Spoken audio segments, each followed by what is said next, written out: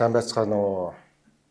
Өнөөдөр 2026 оны 3 дугаар сарын 6-ны өдөр Монголдо сайхан амьдрын ээлжит лайв эхэлж байна. Манай лайвын сэдв бол өнөөдөр эхлэл гэдэг сэдвээр өмнөх маань сонголт байсан те. Энэ удаагийн лайваар юу маань эхлэл вэ? Нэг том үйл ажиллагааны маань эхлэл юм байна. Тэр утгаар нь эхлэл гэж нэрвсэн байгаа. За ингээд өнөөдөр их сайхан тийм өдөр байла. Бэлгшээлтэй. Өмнөх лайв дээр одоо ингээд тэр модонд явж байхад жим дээр ингээд адуу тий ингээд байна гэдгийг танилцуулж ирсэн бол өнөө өглөө босоод цонхоороо хартал нэг азарга адуу манай гадаа ингээд байж байгаа юм. Энэ их сайн тохиолдол. Энэ азарга адуу энэ манай хотхон руу мал ороход маш хэцүү байхгүй юу?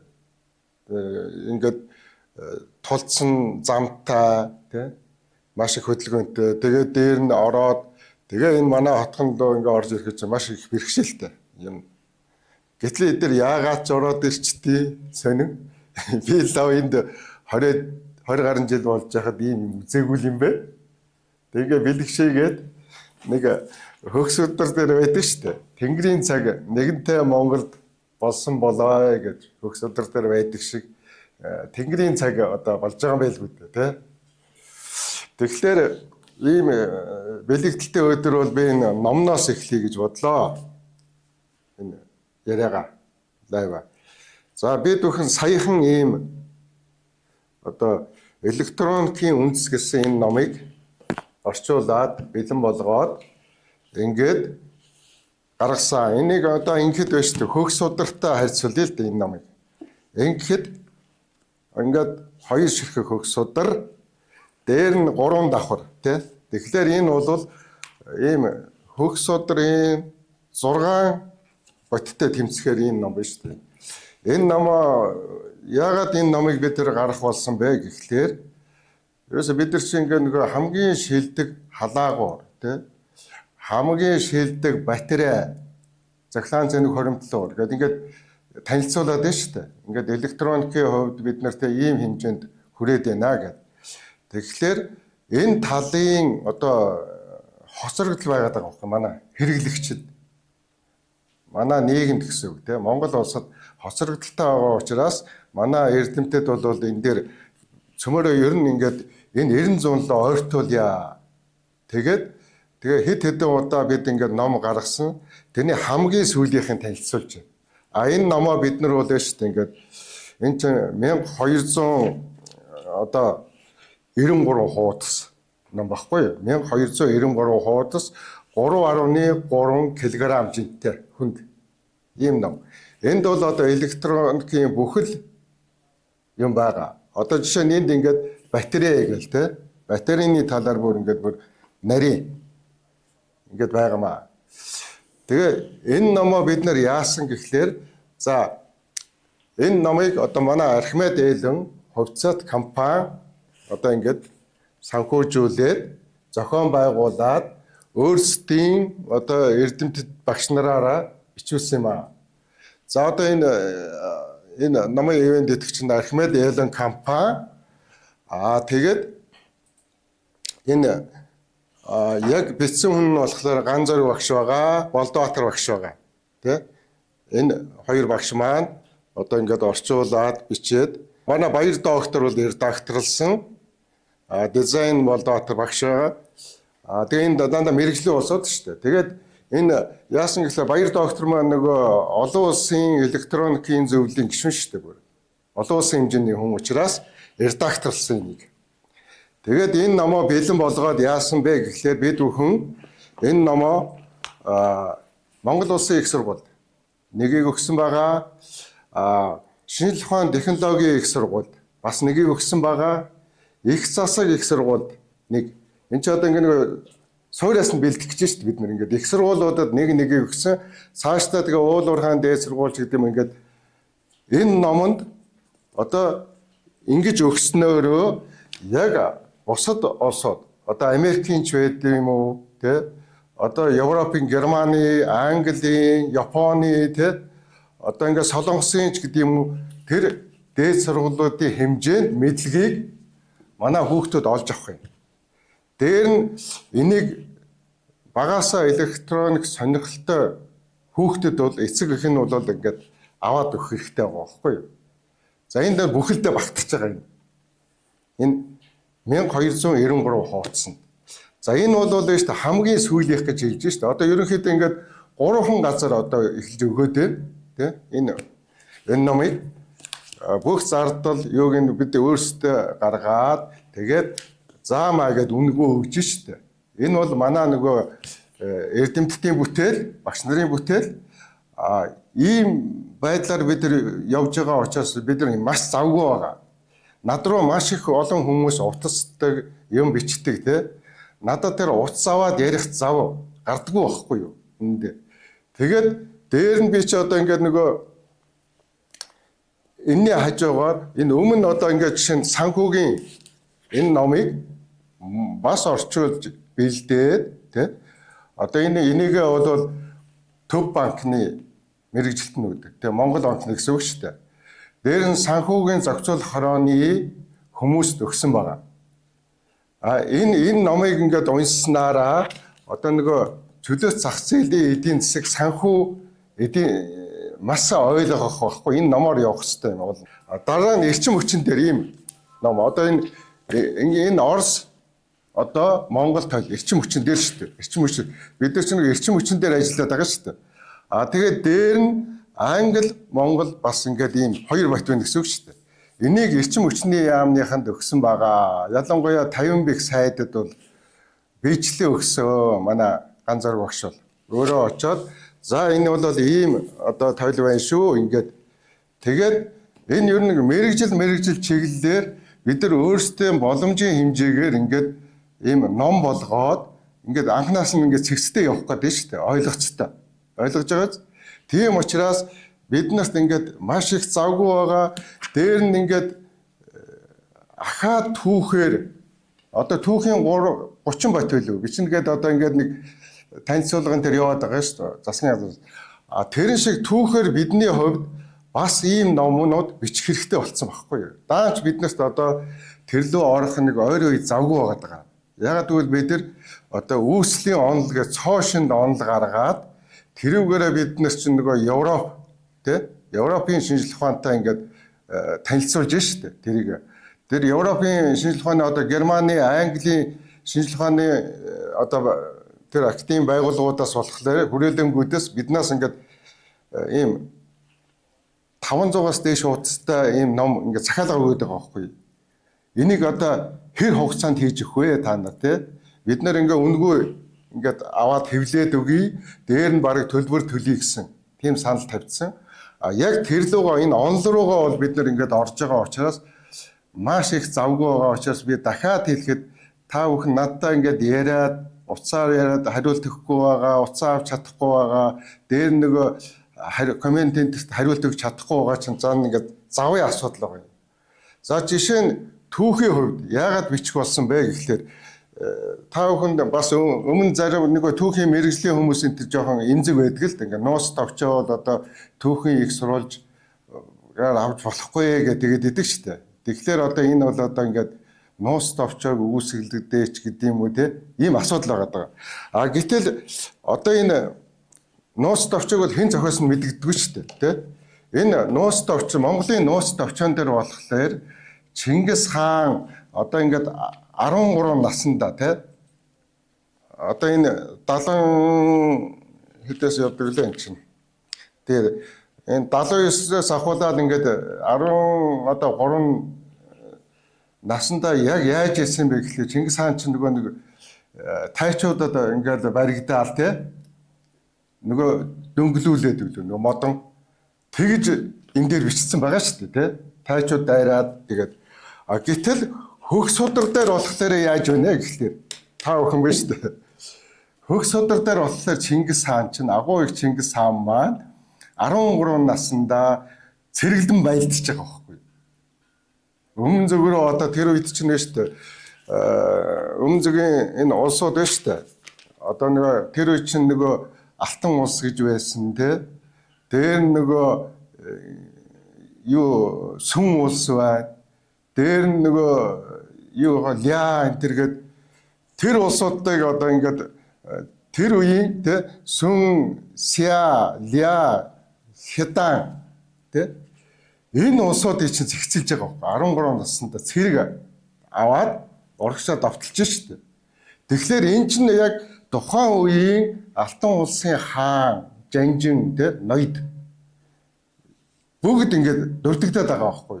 Тэгээд дээр нөгөө Хятадны нөгөө тэр ноёд тэр алтан улсын бүрэлдэхүүнд байгаа.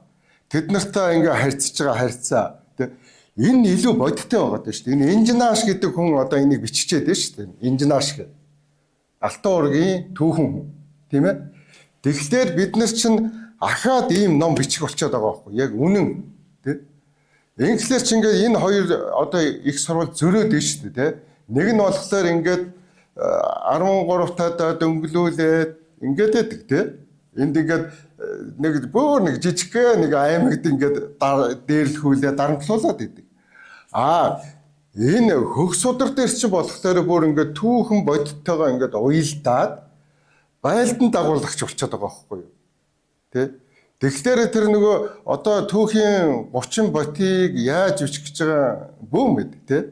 Бидний хувьд бол цаг нь мөн үү энийг бичих тэ? Ерөөсөө учрыг олоогүй ээжж одоо түүх бичнэ гэхлээр бас өрөөсгөл байна шүү дээ. Ийм учраас би бол юу гэх гээд байна гэхлээр энэ ингээд зөрүүтэй байна. Энэ илүү тэр баримттай байна. Тухайн үеийн тэр цаг үетэйгээ дээр нь тэр ноёд тэ хаан тэр дөшмөд бүгд жанжид энэ тэр таарад байгаа байхгүй. Яг оноороо мухлаан толоор их байдаг тэ. Гэх мэтэр энэ илүү түүхэн их сурвалж байна хөгсөдөр инженеаш.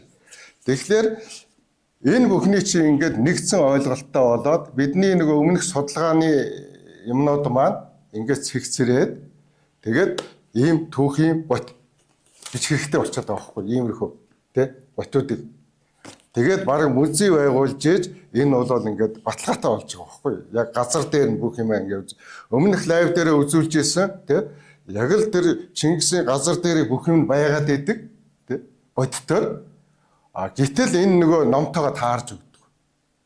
Тэгэхээр энэ бүхний чинь ингээд энэтэй тулгаад тааруулаад ингээд ийм энэ электроникийн үндэсгээд бидний энэ өгж байгаа ном шиг яг бодиттой юмуд байх хэрэгтэй байхгүй баталгаатай. За ийм байна. Ингээд миний ярьж байгаа бүх юм маань гол чиглэл маань ерөөсөө би ингээд байгаа шүү дээ. Эхлэлгээд одоо ингээд сэдв хэлж байгаа юм чинь одоо ингээд хэд хэдийн юм эхэлж үзлээ бид тий. Энэ өнгөрсөн хугацаанд. Тэгэхээр энэ дээр бол ямар ч улс төр яриаггүй, ямар ч юм яриаггүй яг хөгжлийн тухай л ярьж байна. Бид ингээд Монголда сайхан амьдрах зорилго тий. Миний зорилго бол нэгдүгээр хувьцаа эзэмшигчдийнхаа хөрөнгийг өсгөж өгөх. Хоёрдугаар бүгдээрээ Монголда сайхан амьдрах. Яг энлүүл чиглэж байгаа энэ бүх бидний энэ бүтээлүүд маань тий яг энлүү чиглээд ингээ явж байгаа. Эдн маань маш их тийм өөрчлөлт хийхтэй соён гэрүүл энэ ном ялангуяа энэ номыг бол маш их хийх болчиход байгаа байхгүй юу. За тэгээд эндээс жишээ нь эхлэлийнхаа талаар өнгөрснөөс ярил л та би. За чөлөөт зах зээлийн эдийн засагт бид ингээд шилжсэн 90 онд чөлөөт зах зээл. Гэтэл бид нар нөгөө яг тэгж нэрлэлсэн мөртлөө шал эсрэг те. Манай улсын их хурл маань яг энэ зах зээлийн эрлэгээ хийж болчиход байгаа байхгүй. Улсын парламент маань, улсын их хурл маань энэ чөлөөт зах зээл энэ эдийн засаг те энэ санхүүгийн зах зээлийн яг эсрэг ажиллаад байгаа байхгүй юу. Энийг ингээд жишээ та бүхэнд дурлаа л да. Манай энэ парламент байна тий. За ингээд яг хууль гаргаж байна. Хуулиар л явна шүү дээ. Нийгэм маань өөрөө. Энэ гаргаж байгаа хууль маань дандаа нөгөө чөлөөт зах зээлийг, бизнесийг ингээд боомлсон хууль гаргачихж байгаа байхгүй юу. Энэ хуулийг яаж ингэж гаргаж байгаа гэхэлэр зөвхөн нэг өнөө маргаашийн те нэг хүний одоо тэр төсөв бүрдүүлэгч гэдэг юм уу. Тэрэн дээр үндэслэл шууд гаргадаг. Одоо жишээ нь би энэ парламентод ямар хууль гаргадаг хэлье л дээ. За ингээд эхлээд би зөвхөн City такси гэдэг. Яг би өөрөө хариуцаад хийлээ. 3,000 машин оруулж ирлээ юм. За 200 машин одоо Женко манай ерөнхийлөгч асан Женко Батулга гэд нэрлээд байдаг. Батулгын 200 машиныг авсан. Тэ? Худалдаж авсан. Дээр нь одоо 1100 хэдэн машин оруулж ирж байгаа байхгүй Солонгосоос. За энэ орж ирээд ингээд ягаад гэвэл 5,000 машины зах зээлийн ийм таксины ийм даац байна Монгол улсын нийслэлд гэж тооцоо хийж байгаа. Бид нар ч судлаа шүү дээ эхлээд. Ийм бизнес хийж байгаа улсууд. За ийм ингэж ярилаа. Дараа нь өстө очоод LG-тэй ярина те. Энийг ингээд санхүүжүүлж бид нар ийм бизнес хийх гэсэн төслөө. Дараа нь Hyundai-гийнхантай ярина. За та нар ингээд ийм машин үйлдвэрлэж өгөөч гэх те. Тэгээ үнийг буулгана шүү дээ. Олноо авах гэж байгаа. Ингээд оруулаад ирж байгаа. Энэ машин Монгол улсын хилээр орж иж байгаа. За дөнгөж ихний эн чинь ингээд бүх хуулийн дагуу бүх тооцоо хийж шүү дээ эдийн засгийн. А гэтэл Монгол улсын хилээр орж ирж байхад яасан те Баатар гэдэг гайлын дарга нь өөстө төсөөг одоо би өстө янзыг бүрдүүлэх гэж баахан машин цааш ингээд 2-3 мянган машин орж ирэх гэж шүү. За энэ дээр л татвар тавьчих юм бол манай нөгөө гайлын татвар нөгөө төлөвлөгөө биелээ тий. Одоо төсөвт асар их мөнгө татврын төлөвлөгөө биелэх гэдэг шүү дээ. Ингээд ерөөсөө нөгөө гайлын дарга маань их хурл руу ингээд ерөөсөө дайрцсан. Тэндээс их хурлын гишүүд хэлж байгаа. За. Гэхдээ ерөөсөө энэ гайлын дарга Баатар чинь зүгээр л ерөөсөө татврын төлөвлөгөө тасарна. А ганц таслахгүй харагвал энэ дээр татвар тавьж өг. Ийм ус байд юм уу те? Төр нь ингэж оролцдог. Тэгээд яасан те? Асар том татвар тавьчихсан. За тэгээд тэнд чинь байж тээ. Жинхэнэ нөгөө татварчаас аим шиг болж байгаа юм шиг. Бүр зүгээр шууд нөгөө юу цааш нь явах. Энд чинь байж тээ 5,000 хүрэх гэжээс юмыг шууд 1200 дээр зогсоож байгаа байхгүй тэр чинь. Тэгээд яасан гэхлээр өрсөлдөгчгээд баахан хүмүүсийг угсараад таксинд явж эхэлсэн. Энэний за нэгдүгээрт ингэж яагаад энэ эдийн засгийн хувьд унагчж байгаа. Тэгвэл бол тэр үе тухайн үед яасан гэхлээр нөгөө Бадамжуна гэдэг хүн чинь баахан нэг 2хан такси бааж байсан байхгүй юу? Нөгөөх нь нэг 20 эдэн такситай City такси болохоор 1300 ширхэг такситай. За юу. Ийм байж итэл 60 такси баазын Бадамжуна зарж байгаа байхгүй юу? Лиценз такси ашигтай юм байна гэдэг бүгд ингэ шуурц тий. Нэг сарын дотор л 60 эдэн такси баацтай болчихж байгаа байхгүй юу? Нийслэл.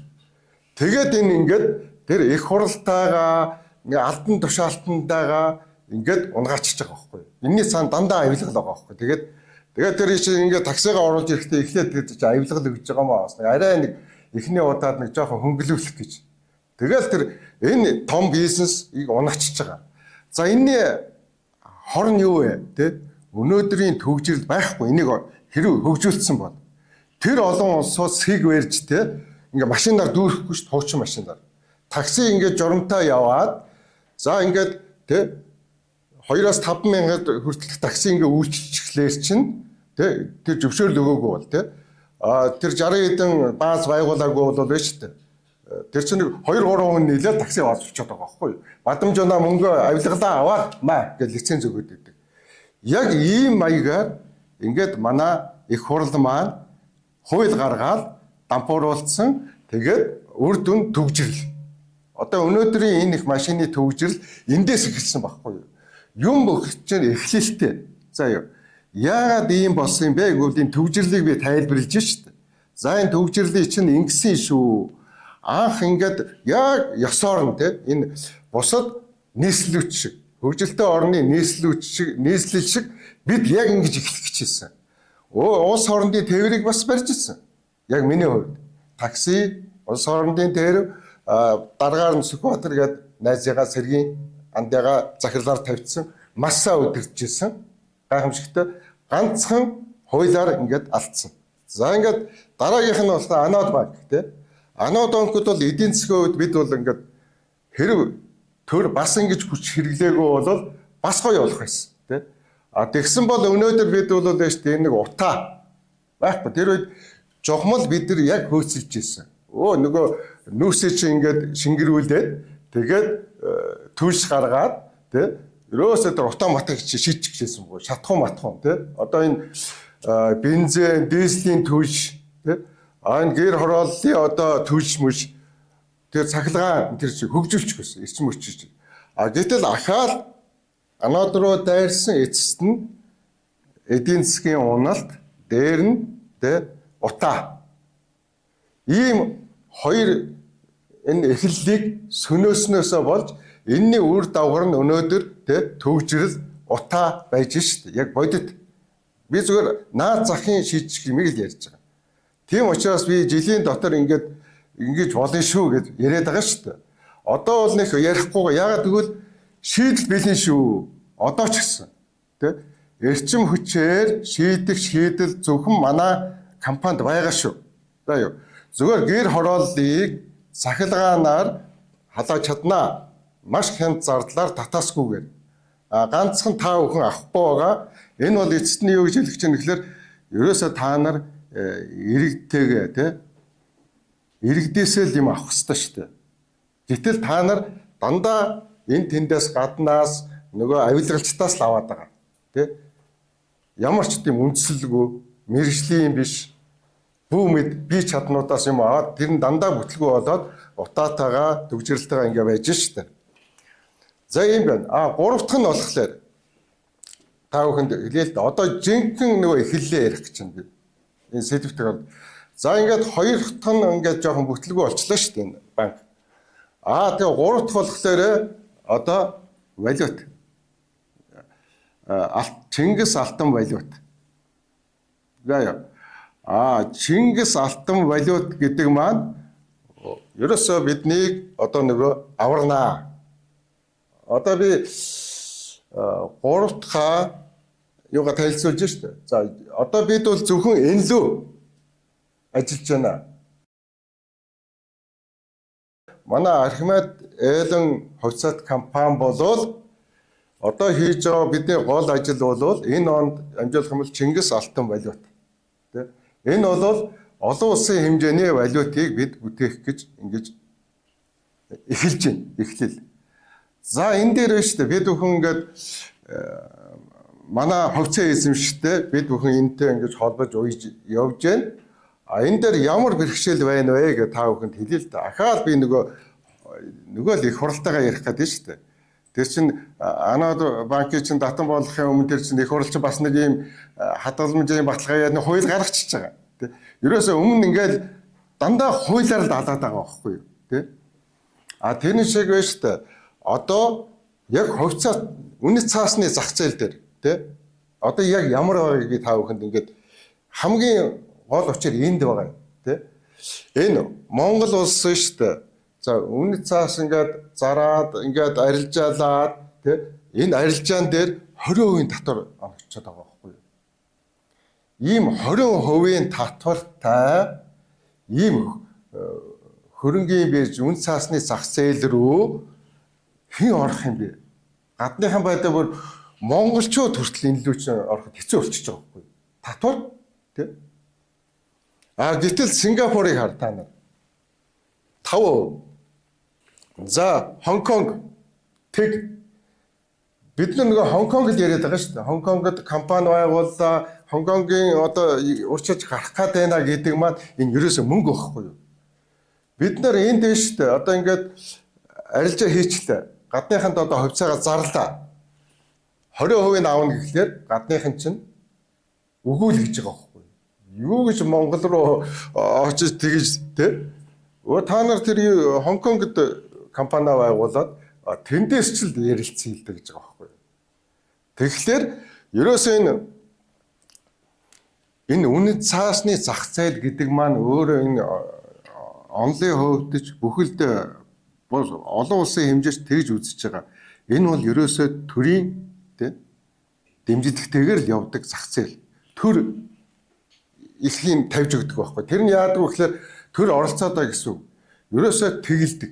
Татвараар л үнэт цаасны арилжааг чөлөөлчих юм бол тий татвараас чөлөөлчих юм бол одоо ингээд манайх руу ч ингээд үнэт цаасны зах зээл хөгжин шүү дээ. Гэтэл энэ банк үнэт цаасны зах зээл гэдэг чинь хоёр баган шүү дээ. Хувьцаа энэ банкны зах зээл хоёр чинь яг айлын хоёр багна. Үнэт цаасны зах зээл хөгжөөгөө байхад чөлөө зах зээл яриад тий эдийн засгийн амжилт ололт гэж юусоо байхгүй шүү дээ.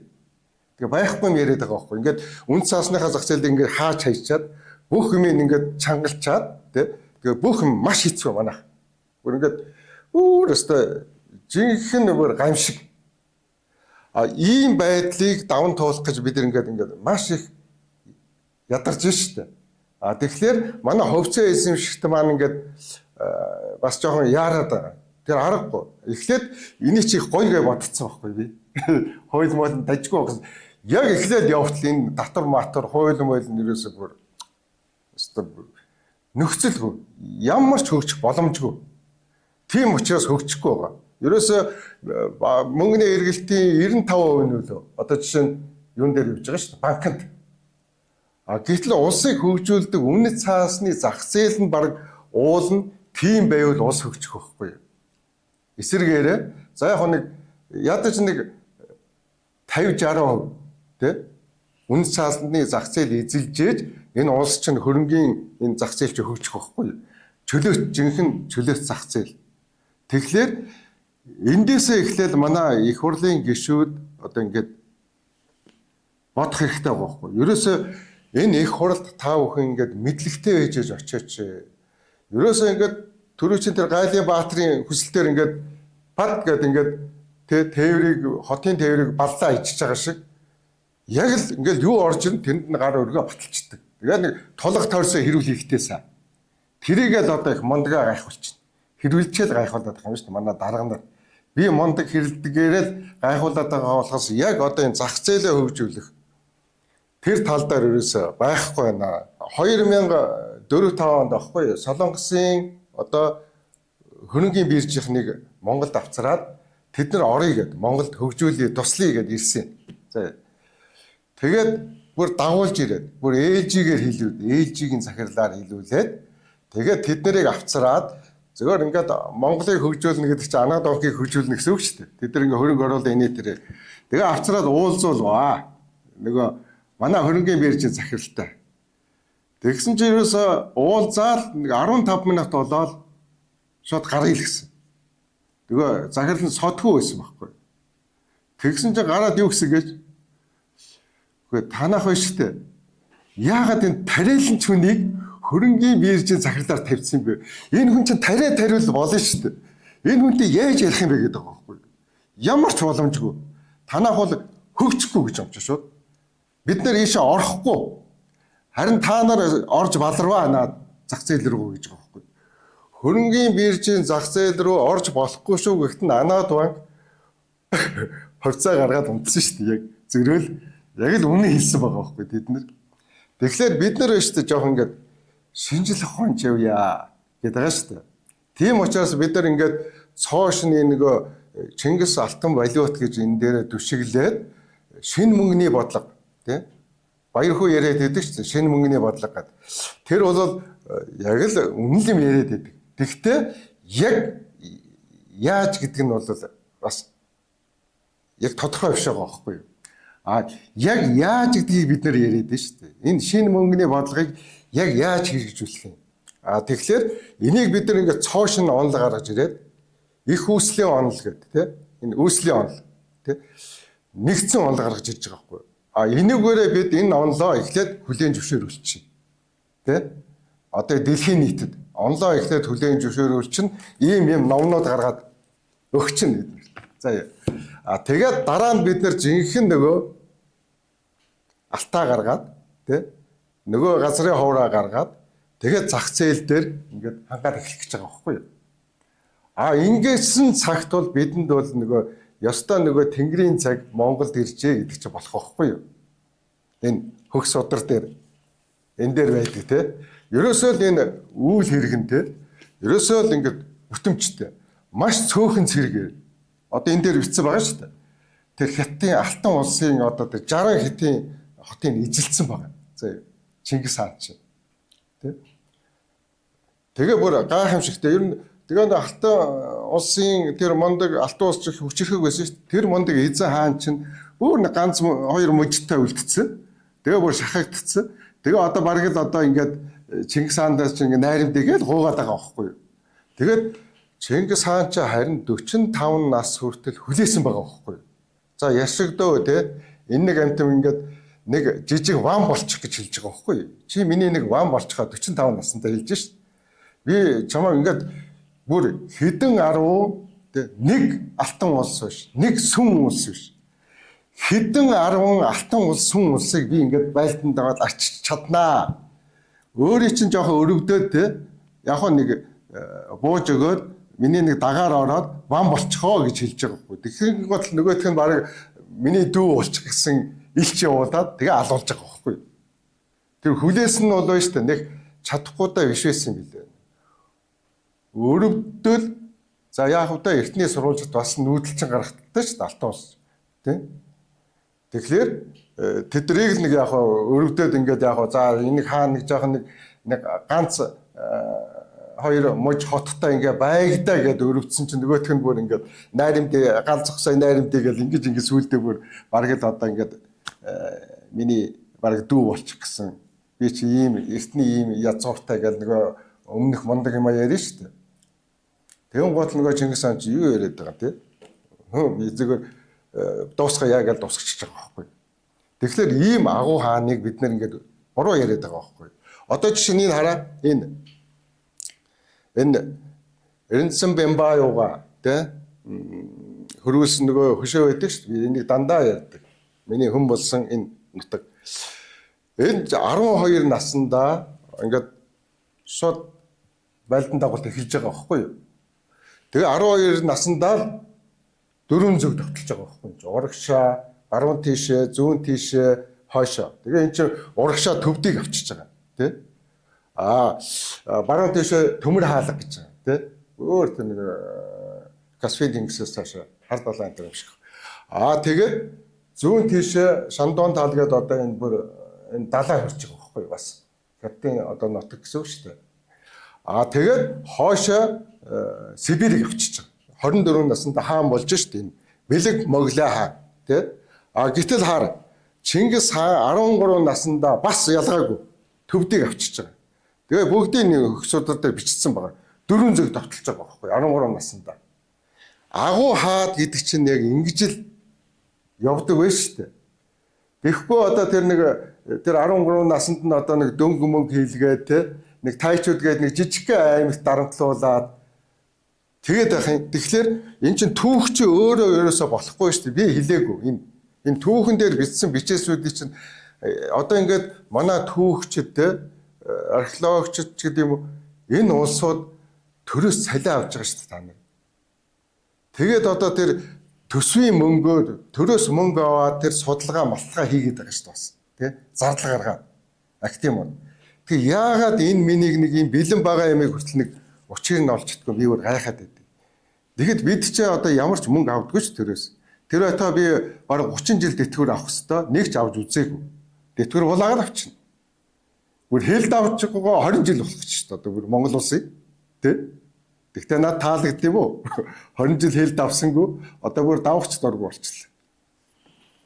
Нэг ийм зөрөө бай шүү. Та бүхэн одоо ингээд ажилдаа бас нэг жоохон ажиллаач. Энэ юм хумаа уншаач. Эн чинь бэлэн ингээд би өмнөх тэр лайв дээрээ ч хэлдэг. Энэ ном дээр ингэж байх юм аа. Энд чи одоо ингээд энэ миний анзаардгүй мүү гэх тээ. Тэгээ улаан цай энэ хоёр том их сурвалж ингээд зөрөөд байхад ядаж ингээд энэ нь үнэн энэ нь зүгээр зохиол юм байна гэд нэг хэлж болдгоо мó энэ чи тээ. Энэ дээр яахахгүй ингээд биччихээд тийм шүү дээ. Бүр одоо 13 наснда цэрэглээд дайрж шүү. Тэгээд тэр төвд тангад ич эзэлчээд байна шүү. Тэ? Тэгээ амар амгалан тогтоолоо гэж ирээд байна шүү дээ. Тэнд. За нэг ийм байна. Тэгэхээр бид бүхэн хамгийн эцэст нь хэлэхэд бид одоо ингээд эхэлж байгаа шүү нөгөө алтан валют.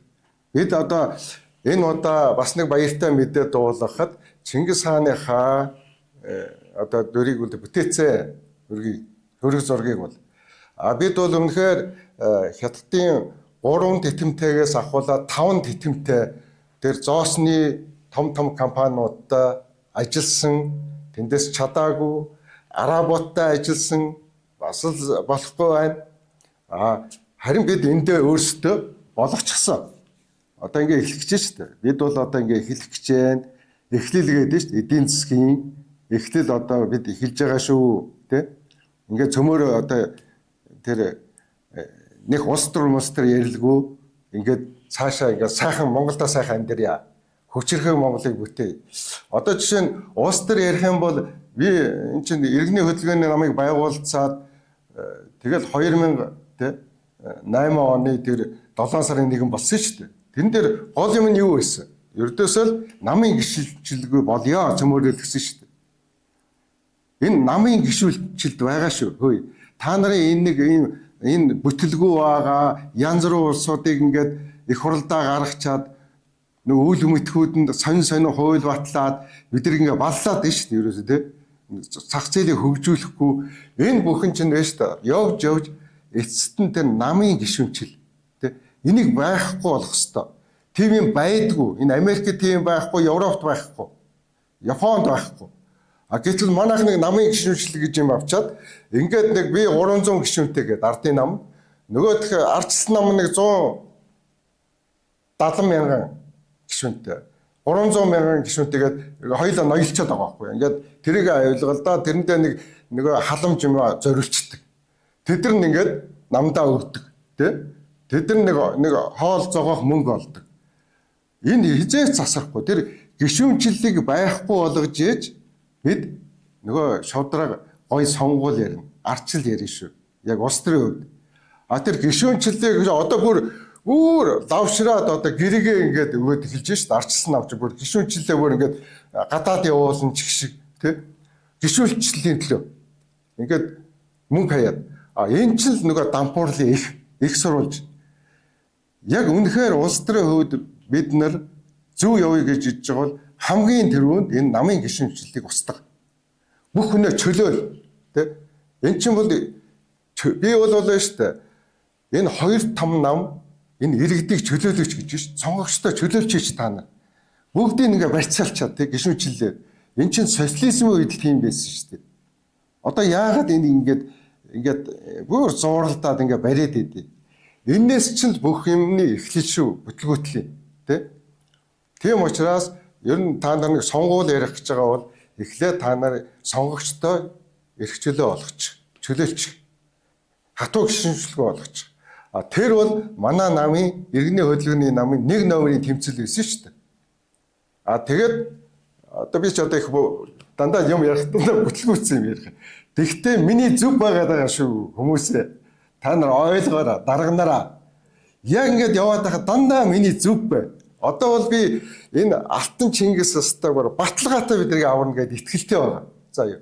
Бидний амьдралыг эрс өөрчлөн богино хугацаа. Тэ?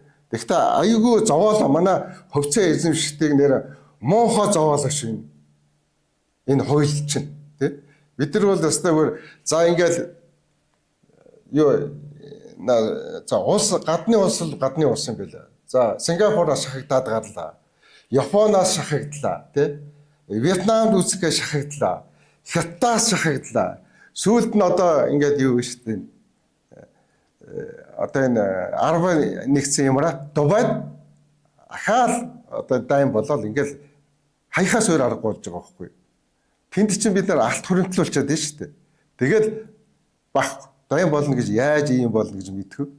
Тэгэхээр ерөөсөө энэ Трамп бол одоо их бол сонгуул ялахт нэг баярлж байсан ч гэсэн Трамп бол өстой тэр эдийн засгийн хоёрыг татвараараа болоод ингээд хятад баллаа шүү дээ бид нар. Ерөөсөө л ингээд Трампд гарснаас хойш өөдөлсөн. Хамгийн сүүлд нь одоо тэнд дай хийснээс болоод бид тэнд нөгөө Дубай банкнд алтны нөөц бүрдүүлэх нөгөө Чингис алтан валютыг бүрдүүлэх төсөл маань нам зогсож байгаа байхгүй. юу тэнд нэг ингээ очсон усаа төгжигдсэн наашаач гэрч. Тэгэхээр одоо эхлэл Монгол нутгаасаа эхэллээ. Бид одоо ингээд би хэлсэн бүх юм бэлэн болсон учраас Монгол нутгаасаа бид одоо ингээ эхэлж байна. Энийгээ бол бид нар ингээд нуус хийгээд байгаа юм биш. Ингээ танилцуулаад байгаа юм. Их хурл тэ Монгол баг засагта за бид ийм хийх гээд шүү. Энэ дээр цөмөөрөө ингээд хамтарья. Эцэст нь хэн хожих вэ? Ард түмэн хожно. Монгол улс хожиж шүү, тэ? Ийм чухал цоошин, тэ? Эхлэл шүү энэ бол. Шинэ их хүчрхэг улсын эхлэл. За ингээд лав амьдралээ.